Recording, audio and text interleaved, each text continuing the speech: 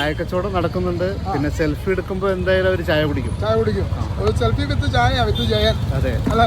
ചില ആൾക്കാർ 20 രൂപ 30 രൂപ 50 രൂപ തരും ഒരു ചായക്ക് വിത്ത് സെൽഫി. അതെ, എന്റെ ജീവിതത്തിൽ കൂടെ ഓർത്തില്ല ജയന്റെ കയ്യിൽ നിന്ന് ഒരു ബോളി മേടിച്ച് കഴിക്കാൻ വേണ്ടി. ചായ ഉണ്ടോ?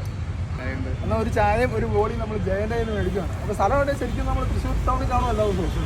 തൃശ്ശൂർ ടൗണിൽ വന്നു കഴിഞ്ഞാൽ ചായ വിൽക്കുന്ന ജയനെ നമുക്ക് കാണാം കേട്ടോ. എല്ലാ ദിവസവും ഉണ്ട്. എല്ലാ ദിവസവും നമ്മുടെ ചായ കച്ചവടം ഉണ്ട്. വൈകുന്നേരം സമയങ്ങളിൽ ഇറങ്ങണേ? വൈകുന്നേരം സമയം. അല്ലാത്ത ദിവസം തന്നെ പണിയുള്ള വേറെ? പിന്നെ രാവിലെ 9 മണിക്ക് ഇറങ്ങും. 9 മണിക്ക് ഇറങ്ങും.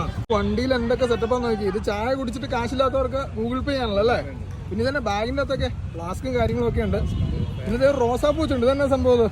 വഴിയിൽ വെച്ച് വല്ല സീമേനെ കാണുകയാണെങ്കിൽ കൊടുക്കാൻ. സീമയെ കണ്ടു കിട്ടിയിട്ടുണ്ടോ വഴിയിൽ വെച്ച്? കിട്ടി, ഒരിടത്ത് കിട്ടി. ആ സീമയാണ് അപ്പൊ വീട്ടിലിരിക്കണേ? അതെ. എടാ, എന്തെങ്കിലും പറയാനുണ്ടെങ്കിൽ മുഖത്ത് നോക്കി പറയണം, അല്ലാതെ പിന്നിൽ നിന്ന് കുത്തുന്നത് ആണുങ്ങൾ